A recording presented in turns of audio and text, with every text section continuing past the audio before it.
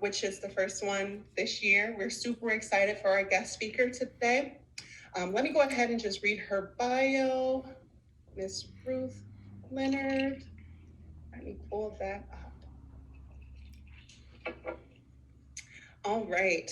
Ruth Leonard is an educated activist. Her fight for equality has always been centered on the classroom as the place of most influence. She graduated from Bowie State University, the first historically black college dedicated solely to producing educators, with a bachelor's degree in child behavioral psychology in 2009. Ruth began teaching in elementary and middle school in the Prince George's County public school system and currently teaches in Lucas County. For over 10 years, she has ensured that her students receive an education that is rich with stories of Black triumph. Shortly after moving to Toledo in 2013, Ruth became active in the Black Lives Matter movement. This movement encompassed all that she was attempting to bring into her classroom, but broadened the reach from the classroom to the community. Ruth partnered with the Community Solidarity Response Network of Toledo and began hosting protests, rallies, and teach-ins for members of her community to learn about the ways in which they could use their gifts and talents to uplift one another. In 2017, Ruth ran for a seat on the Toledo's Public School Board of Education. She wanted to improve the public school system by shifting the conversation to more than just the budget and the superintendent. Her focus was on the needs of the students and families, such as increasing the number of counselors, removing police officers, and providing washer and drivers in every school. Although her campaign was not successful, she is glad to see some of her ideas are being discussed with the current TPS board members. Ruth Leonard also works as a social justice advocate, whether it is through her social media campaign to vote and take the census, hosting teach-ins event for community members, or holding rallies and protests to keep police accountable. Ruth continues to fight for her community. Ruth is a vocal advocate to defund TPD and refund Toledo, and is campaigning to reallocate over $40 million back to the citizens of Toledo. In the name of justice, equality, and accountability, Ruth works actively to encourage everyone to engage in their civic responsibility. I'm so excited for this wonderful presentation. Ruth, the floor is yours. Alrighty, well, thank you so much to everyone here, to the Lourdes University BSU. I'm just really glad to have this conversation because I think the biggest part of, I think, what this movement work is about having conversations. It's about meeting people where they are and giving ideas opportunity and space to grow and to be enriched. And so I normally start off any discussion of defunding the police with first the explanation or the definition of it. I think there was a knee-jerk reaction and a sense of compromise when it came to the initial idea of what defund the police was. It comes out of the work of abolitionists, so a prison abolitionist, so women like Angela Davis.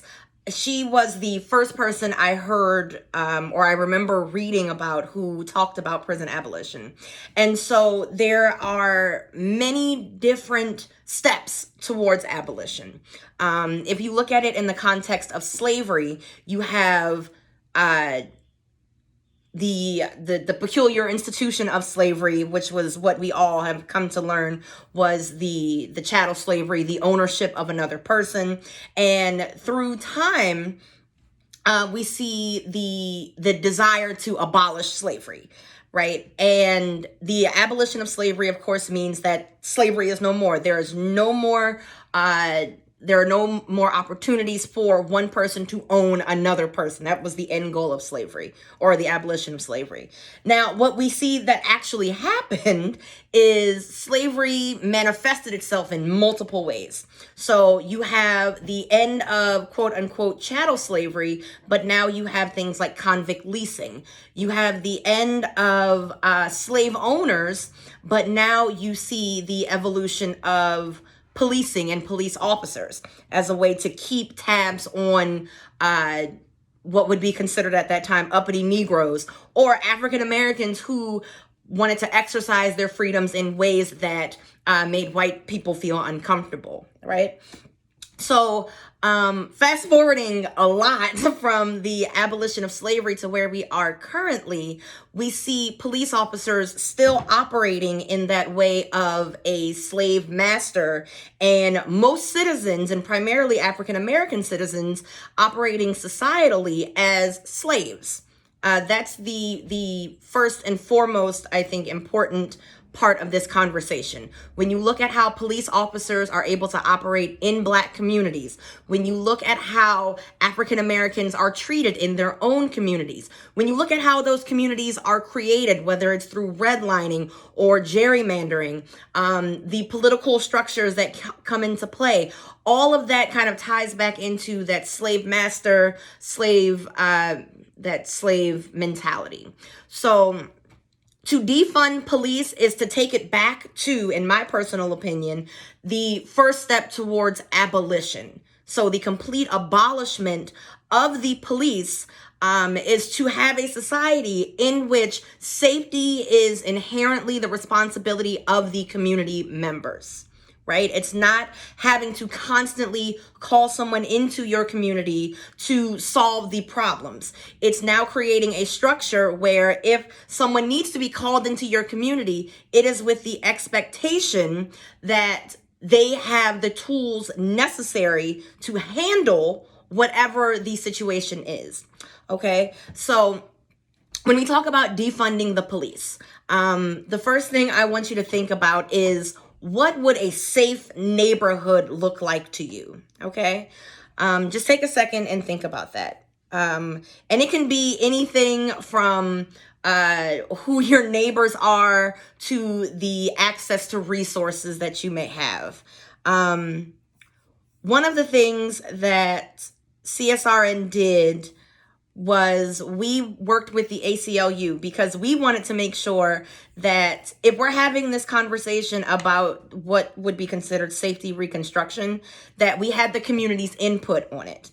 And so we realized that safety is a very even leveled playing field, if you will. So safety for one person would be, oh, there are street lights that are on, that I don't have to worry about going down dark alleys. Safety would be, oh, I'm able to nourish myself, so I have access to a grocery store, so that I don't have to worry about being hungry and letting the hunger take over my 6th, 7th, or 8th step towards eradicating that hunger, which would, in most cases, turn into some form of robbery or theft. Safety can be having an after-school program that I know I can send my child to because I have to go to work. Safety can be I'm able to have a job, one job, where I'm able to make enough money so that I can spend time with my children. Like it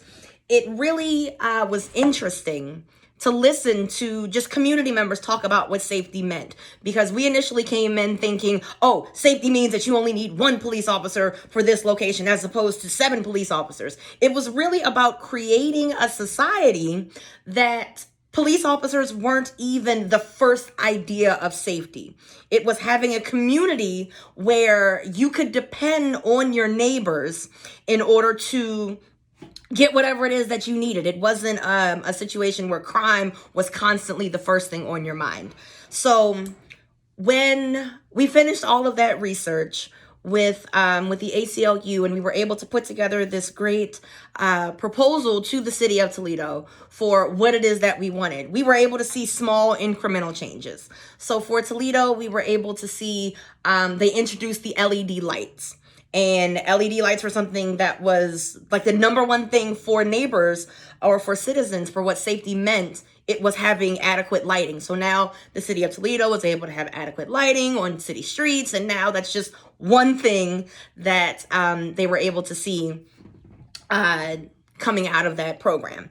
Now, for defunding Toledo, it ties in directly with refunding Toledo, because you have to realize that if we are taking money from one pot for the city's budget, that money should go somewhere else. So when you look at those LED lights, you have to think about, where did that money come from? Because they already had it in the budget to have lights throughout these city streets. And so what pot of money was pulled from in order to make that happen?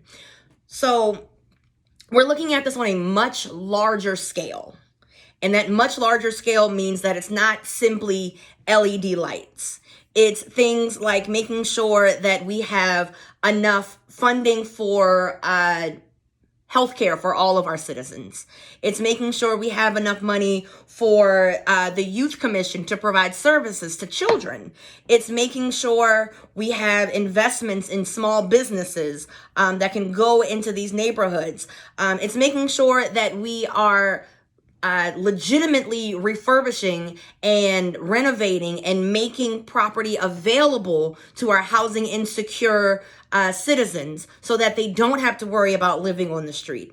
It's making sure that there are workforce development programs that are made available for any and everyone who wants to partake in them. But that all costs money.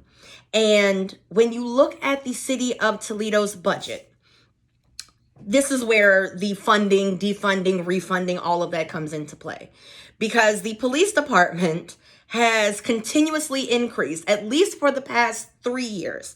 It went from $77,000 a year for the year of 2017 to 83 million in 2019 to 86 million in 2020.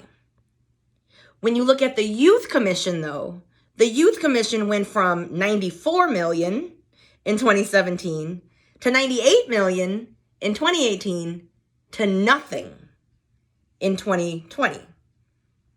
So you look at things like the neighborhood and development. Now, I don't have those numbers directly in front of me, but it also went from, I believe it was 35 to 38 to 12 million. And it makes you wonder, like really wonder, like, you spend all of this time, and we can have an honest conversation right now. There are men, women, children, grandparents, aunts, uncles, black, white, every race, every makeup, every demographic you can think of that has gone through some situation in which there has needed to be some form of law enforcement called forth, right? What you don't see, though, is the preventative measures being equal across all the playing fields. The response is always there. A crime happens, you call the police. But the preventative measures tend to get further and further and further away when you look at the Black and brown communities. Now, you can have a white community, and I live right up the street from Ottawa Hills. And Ottawa Hills is this great small community where everyone is together. It's, I can't think of how many people are in the neighborhood, but it's definitely a tight-knit neighborhood. And so they have one middle school, one elementary school, one high school. They have their own police department. And everything that happens in this very small ecosystem. But what they also have is the ability to create funding and create opportunities and create programs that only benefits the people in that community. And because the police department is not the first line of defense, now you see how all of these different things come into play. When you have a community that's created so that everyone takes care of each other and they don't rely so heavily on the police, then it's a lot easier to take care of the children in that community, as opposed to looking at Lucas County as a whole, exempt for Ottawa Hills. Now you see communities where children are getting in just as much trouble, but there's no emphasis on preventative measures. Everything is reactionary, and reactionary almost always involves the police. And so now the idea for refunding Toledo falls into the idea that we need to be preventative in our care. We talk a lot about, especially in the Black community, being preventative. You have to go to the doctor. You have to take care of yourself. You have to listen to your body. My mother's favorite quote is J. California Cooper: "Don't let your body have a fool for a boss." And that's what has to happen when you look at the budget that the city has.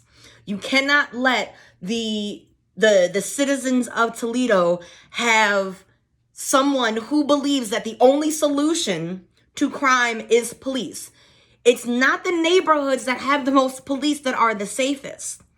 It's the neighborhoods that have the most resources that are the safest.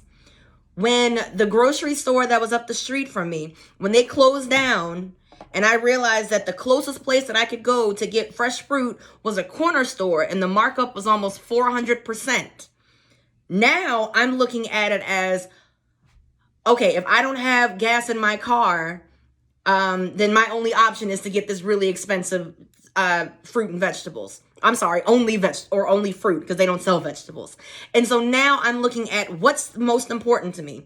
And I'm blessed enough that I can have a car and I have a job and I have steady income. But for those that don't, I have to think about what do they need in order to be successful. We have to bring that community back into the conversation. My community needs a grocery store. That's the bare minimum. It cannot be you paying $2 or $3 for one banana when you can go on Amazon and get a banana starting at, I think, like 14 cents. Like it's a level of inequality that we cannot continue to perpetuate.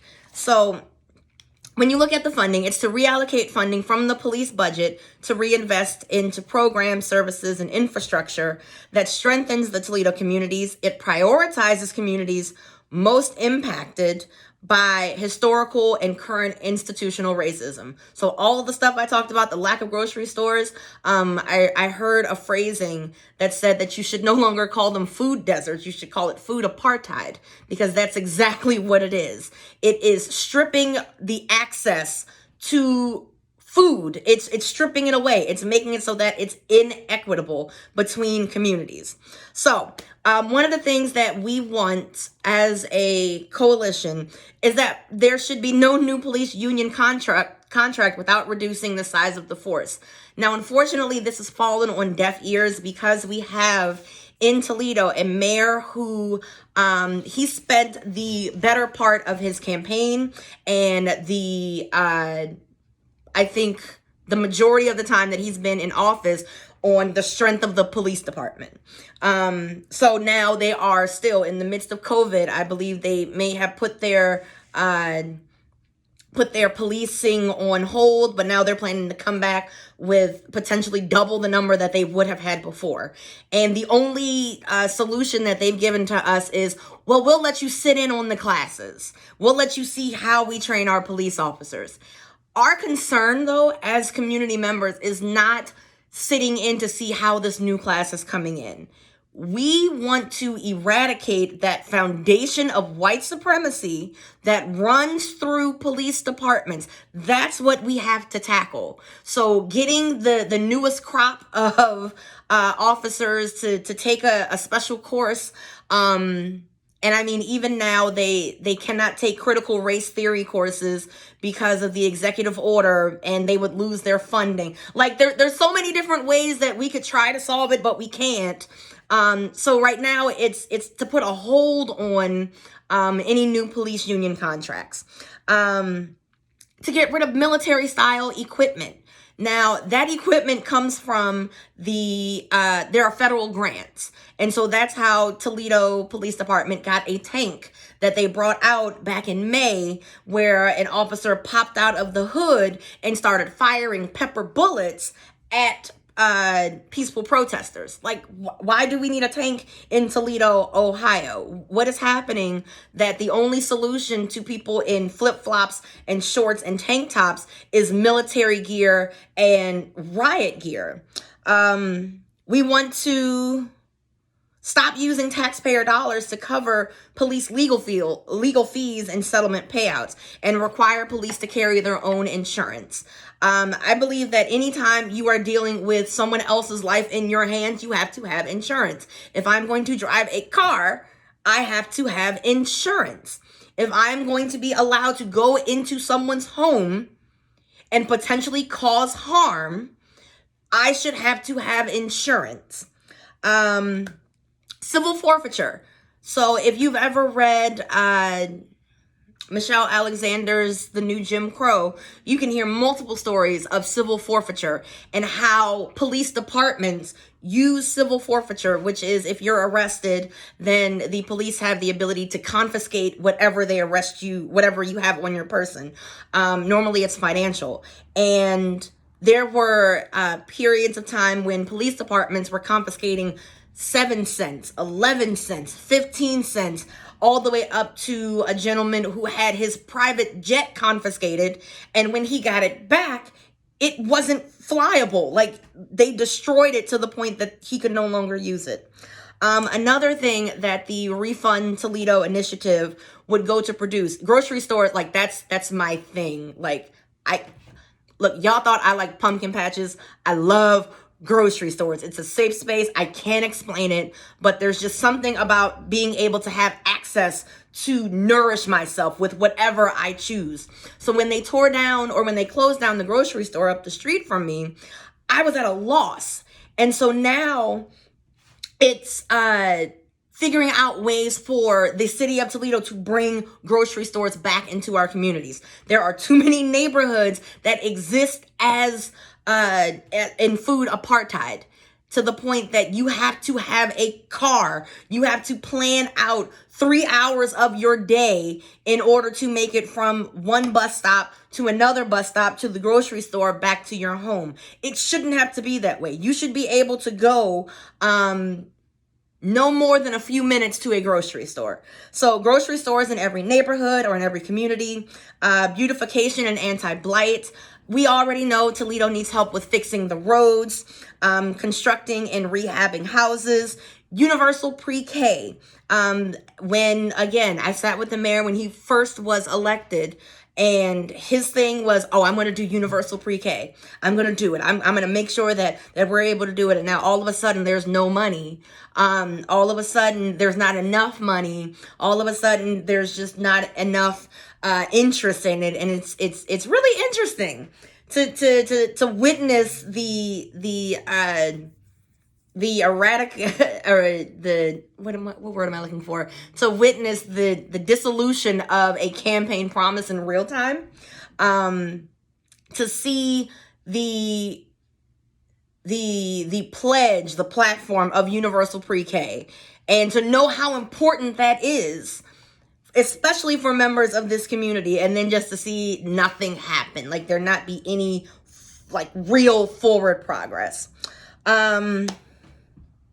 So then we can move into social services. So that can be things like the homeless services. Now, the Lucas County Land Bank has done a great job of rehabbing these homes. I went to an open house just yesterday, a gorgeous Dutch colonial home. $84,900, I think they wanted for the house. That's great. Fantastic. Mwah. Good luck to whoever owns it. What about our homeless population, though, who don't have $84,000 at the ready? What about all of these buildings that are in Toledo that are just sitting there? Now, I know there's one building downtown that I believe is each floor has a ridiculous amount of asbestos on it, so you can't do anything with it. You can't destroy it. You can't go inside and clean it. So now it just kind of sits in the center of the city. But I drive by too many vacant houses. I drive by too many vacant buildings that can be refurbished to be livable.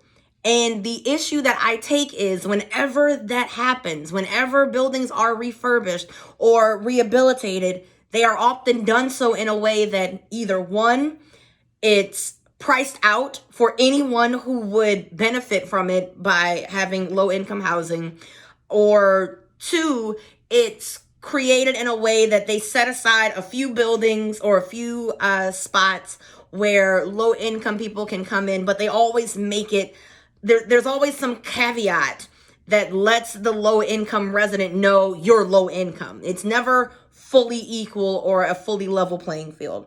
So looking at how can we bring in truly equal housing for our homeless population and give them like what they need in order to get back on their feet.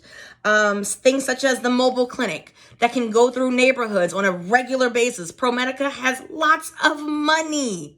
Lots of money. So much so that I believe ProMedica has the highest number of employees in the city of Toledo. Therefore, there's no reason why there can't be money that goes into making sure that anyone who doesn't have access to a car or who doesn't have access to, I believe it's the TARTA or TARPS system, that they can come to them. Like there's never a conversation about making house calls when you're rich and famous and the doctors come to you and they help you out in your home. But as soon as we talk about someone who's low income, then it's a completely different conversation. And so now we have to get into the wheelhouse of, having these real conversations that deal with both ends of the spectrum. If it's okay for here and you're able to socially accept it on this level, then it should also be okay on the other side. Let's see. So we want to, when we look back at the police department specifically, we want to make all records related to complaints and misconduct allegations public. We started we put the cart behind the horse a bit, where we have now the internal affairs office is no longer in the police department. It is now inside of one government center. So it's little incremental changes that we're proud of, but there's still a much bigger picture that we want to accomplish. So making those records public, stopping the automatic destruction of officer misconduct records. I believe anywhere between 3 to 5 years after an officer has some sort of negative interaction with the public, it gets erased. It's no matter what it is. Like if you pull a gun out on someone as an officer and you shoot them and it grazes their shoulder and you get written up for it, 3 years later, that never happened. You're good. You can do what you like. I mean, that also goes into things like qualified immunity. If you kill someone and you are in what they believe is the action of duty, then, well, you'll be okay. We got to get rid of that. We got to get rid of qualified immunity. There needs to be more transparency when officers interact with the public. So when, I want to say maybe in June or July, the Right to Know Act passed in Toledo City Council. And that is the act of when you interact with a police officer, they are now legally required to give you a business card that has their name and their badge number on it. And that's a way to promote transparency. Most people that I have spoken with who have interacted with police officers have not received that card, even when they asked. And it goes to show that there is still incredible hesitancy on the part of the police department to have any form of transparency. And that concerns me, because if I am entrusting someone with my safety, I would expect them to be able to tell me who they are, right? So my main example for this experience is a couple of years ago, I was at home minding my business. I was in the back room and I heard someone in the front. And so I come out in the front and I'm thinking it's my boyfriend. So I'm like, hey, come to find out it's 2 police officers. These 2 police officers were standing in my living room and they kind of looked at me and I looked at them and I backed out of the room because unfortunately I wasn't prepared to greet police officers. And they came to drop off a piece of mail.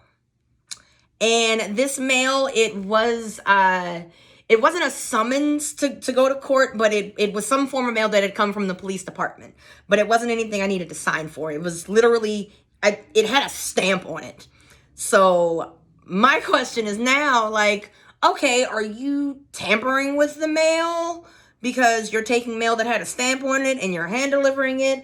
And I know that you're not the person who is directly affiliated with this piece of mail. Also, you're in my house and you have to go through 2 doors and a flight of steps to get into my living room. And so it's just like, where is this sense of respect for police officers towards citizens? Because now I'm wondering, who else have they done this to? And how do I protect the next person from experiencing this? Because I was too much in shock of having police officers in my home to even think to say, what is your name? Or to run out the window and say, what is their car number? But even still, just having the option to ask for that, I wonder, even now, would they have given me their business card? Would they have told me what their name was? Or would I have had to just sit there in shock? So the last thing for refunding Toledo has to deal with the accountability of the police department. And that deals with the Civilian Review Board. And if you go to, I believe it is change.org, and you can look up, if you look up change.org/refund Toledo, then you can read the entire petition that we have created to hold the police department accountable and to make sure that there are necessary steps that are in place to keep all of our citizens protected by having a group of individuals outside of internal affairs who is able to be the voice of the people. So those are all of the different ways that defunding the police has kind of translated into refunding Toledo to make sure that all citizens are safe and to make sure that everyone is protected. So I thank you for your time, and if you have any questions, let me know. Hi, Ruth. Thanks so much. This is Ashley. I have a question. So what happens when we take that money from the police department? Will that cause some police officers to be laid off or dismissed from their job? Can you talk a little bit about that? Yes. So the main thing that we look at when we talk about reallocating those funds is making sure that the officers who are in place want to be there and understand what this new police department will look like. So using, I believe it was the Newark, New Jersey Police Department, when they decided to reallocate their funds back into the community, they made it very clear that the officers it was a new show. It was a new game. And the amount of officers who actually left the profession because they did not want to be a part of that new wave of policing actually matched the amount that they would have to, that they were planning to cut in the first place. So that's the first thing that's really interesting. The second thing is we look at the police budget and we look at all of the different areas of availability within the city. And we look at opportunities for police officers who, if you choose to no longer be a part of the police department, is there another space that you can help? Because we have, there are officers who do understand that they are being put in positions to do more jobs than they signed up for. And so if you have an officer who already knows, I am doing the job of a social worker, would they be willing to go into a social work program as opposed to being a police officer? So I think making sure that the individuals who are there to be police officers are there to only do the job of a police officer and not the job of, say, domestic violence counselor or, oh gosh, I can't think of all of them. They are working to, I'm sorry, I'm having a brain fart right now. They're working to do all of these different areas, to be social workers. In some cases, they work as educators. So all of these different jobs that when they put on when they put on their uniform, that's not what they signed up to do. We want to give them an opportunity to either do the job of a police officer or find an area that better suits you. Did that answer it? Yes, thank you. Okay. Any other questions? Ruth, I appreciate your wide view of safety in communities. But can you tell me how we prioritize all of those things that you identified? Housing and food and transportation. My experience is when you cast that wide net, then people get fatigued and nothing happens. Right. So can you speak to a strategy that addresses priorities? So one of the things that we did was we created subcommittees of our own, where if you were interested in, okay, you know what, matter of fact, let me pull it up right now, because I'm so glad that you brought that up, because that was one of the things that we were concerned about, was having individuals join, and individuals wanting to be a part of, being change agents, but not knowing exactly what came first. So I'm going to pull it up. Let's see. I'm going to share my screen. You recognize that change needs to be both viable and sustainable, right? Yes, definitely. So, okay, so this is the CSRN Facebook page. And so what we did was, when we created the reconstruction plan,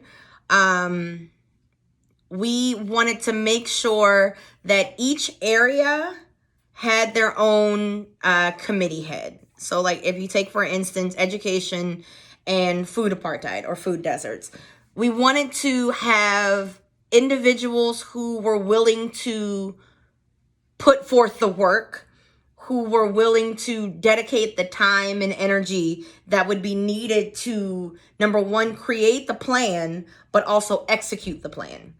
And so we saw, when we cast out that net, we saw there were some people who were more excited to do education, some people who were more excited to work strictly in administrative areas. But we gave everyone that we had access to a chance to, really get their footing in these particular areas. And so that's why when you see Brianna Beecraft and Cheryl Williams, they've been the ones that have been doing the research on the grocery stores in order to figure out how exactly do we go about bringing more grocery stores into our communities. I think when you look at the task of what it is that we're trying to accomplish, it is very daunting. I know in the midst of putting together even just the different areas, I was constantly overwhelmed. And I think that it's so important, number one, to acknowledge that, because it is a very big task to undertake. We're looking at a reallocation of almost $44 million for one city. And how do you reallocate that much money with just one person's ideas? So really putting it out there to any and everyone who wanted to be a part of the change. So involving the community in their own decision making, I think, is the easiest way that we could come about knowing what the community wanted. I can't tell the community what it wants. I can only provide suggestions. So even in things like education, I could make decisions as a teacher. And I think a lot of times we as educators do make decisions as teachers, but you also have to take into consideration, how do the students feel? How will their parents feel if you're in K-12? How does this, how does this make a difference in the long run?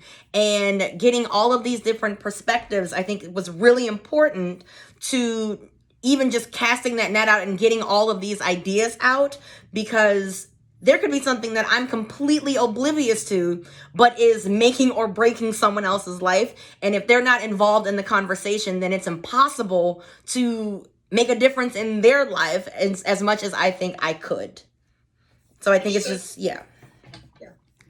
So and I don't want to monopolize this, but is your intent to compile these recommendations with a work plan? Yes. So it is, we are, like I said, we have small wins. Of course. Matter of fact, throughout these past about 5 or 6 months, we've had a lot of small wins. But now we're looking at what the next step would be. So what our next set of wins are, and really identifying in each area, what that win would look like. And then through those wins, that's how you kind of build that revolution, right? So you start with the street lights, or you start with a grocery store, and when you get those small wins, you still have to partner with city council. You have to partner with the mayor on some level, but you have to remain steadfast of this is where that money is coming from. And whether it's holding the feet to the fire of you have to have critical race theory as a part of your department, and you have to be willing to sacrifice federal funding in order to meet us where we are. It's really just remaining steadfast in the fact that we have to achieve these goals, and you can't take no for an answer. Understood. Well, I applaud your efforts. Thank you for answering my question.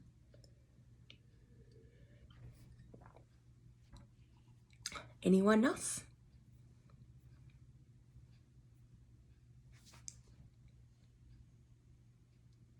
You gotta have some questions. Come on, I'm trying to defund the entire police department. I had a question, and you might have gone over this. I came in a little bit late. Okay. But I was wondering about how because you mentioned how it's so daunting just to tackle everything. Mm-hmm. One of the things that I was wondering is is there a specific plan of how to get like public pressure to really come down on, because I feel like it's a lot of these things like, the right to know. If more people are asking police officers to have your card, eventually it's all about numbers. Right. If enough people are asking for it, then it's going to, start to become more normal. The more people ask, the more repetition there is. Mm-hmm. I guess, is there like any kind of like awareness of this is what you should do now? Or I guess to make people care, because I feel like the biggest problem is this denial that the police need to be changed at all. Well, right. That's crazy. That what you're saying sounds crazy. There's no way somebody has to have been doing something to have done that. Like, yeah, it is crazy. That's why it needs to change. Right. So I guess, is there a specific attack plan to crack through that denial? It is a series of trial and errors.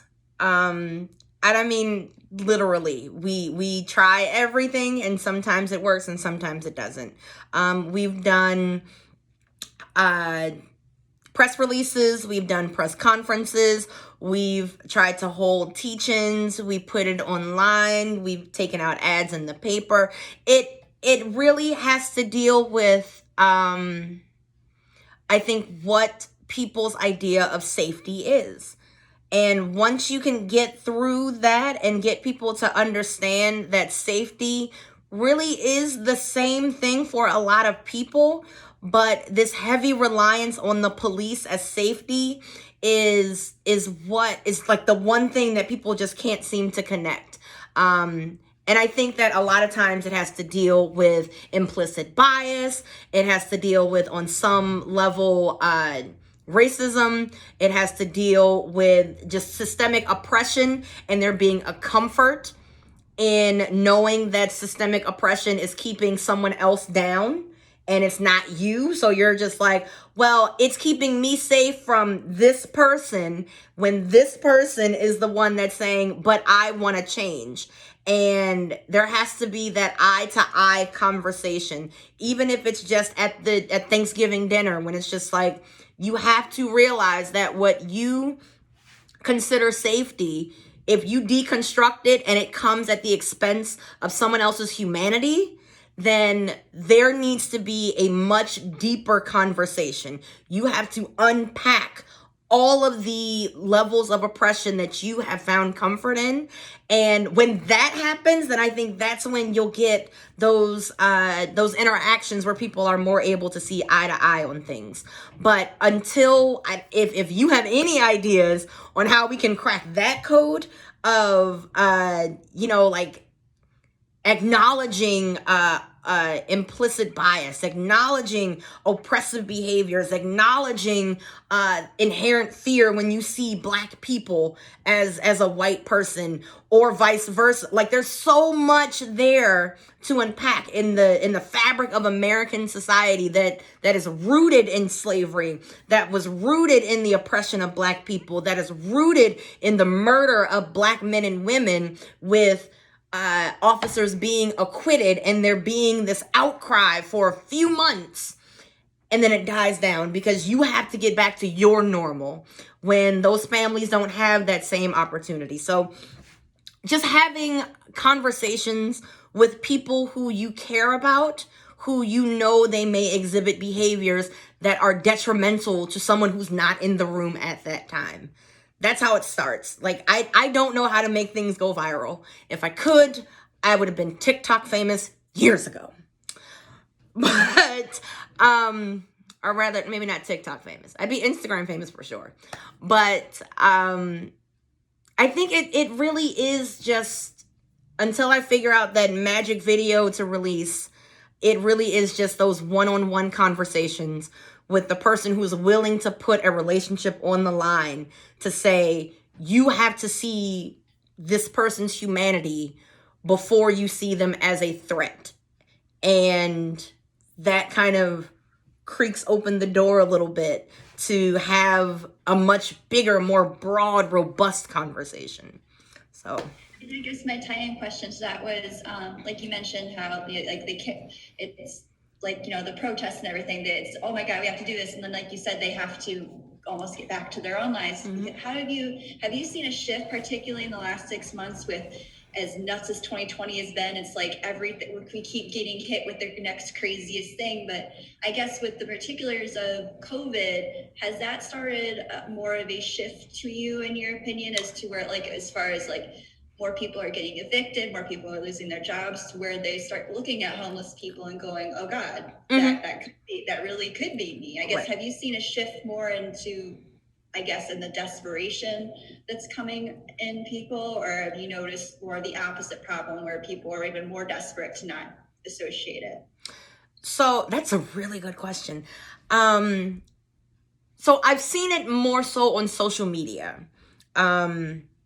But I've also seen this desire to want to help more. So there's this group called Mutual Aid Toledo, where if you are facing anything related to COVID, like whether it's you lost your job or you don't have food or you lost your home, like there's now a community of people who have come together to say, we will help you, no questions asked. And I think before COVID, it had existed, but it was on a much smaller and quieter scale, where, like the saying is always, you're like 1 or 2 paychecks away from being homeless. When people actually started to go through that, it was no longer something that you could just kind of deal with quietly. It was now something where you could openly acknowledge that you needed help, and there were people who were there to help you. And I think COVID brought out a lot more people's humanity, because it did shut everything down. And I saw that as kind of the catalyst for the protest, where you couldn't look away. And that was the one thing that I think has remained consistent, no matter what it is that's going on in 2020. You can't look away. Everything has come to a screeching halt, that you have to acknowledge it. And it hits you in a different way, because you can't blame it on work why you didn't see it, or blame it on the outside world why you didn't see it. Everything is so in your face now that you have to acknowledge it. And even when you don't acknowledge it, you still, on some level, have enough time to really sit through and think through, why am I ignoring this? Why don't I want this to be a part of a conversation that I can have?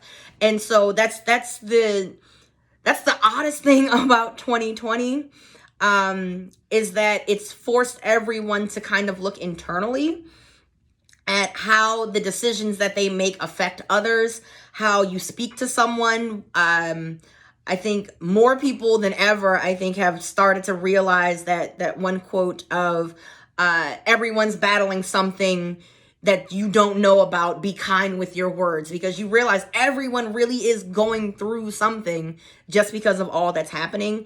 And so with the desire to help, I think that this idea that we have, this platform that we have, I think has gotten a lot more people involved, because there are so many different areas that need to be reconstructed, that you find your niche in something and you're able to offer your expertise because you've been through it.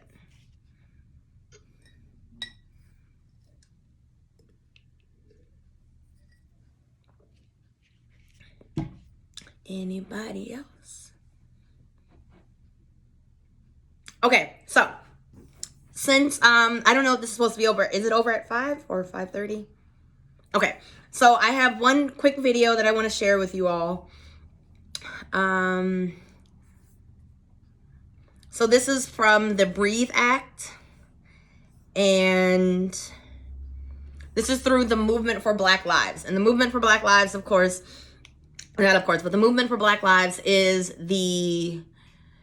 it's like the little brother or sister of Black Lives Matter. And it's a group of individuals who were a part of the BLM movement, but they realized that there was so much more that they could be doing outside of just what the original Black Lives Matter movement had created as their mission. So they created something called the Breathe Act. And so this will be my last thing that I have to present. It's about 5 minutes, and it gives you an explanation of what the next step is on a congressional level.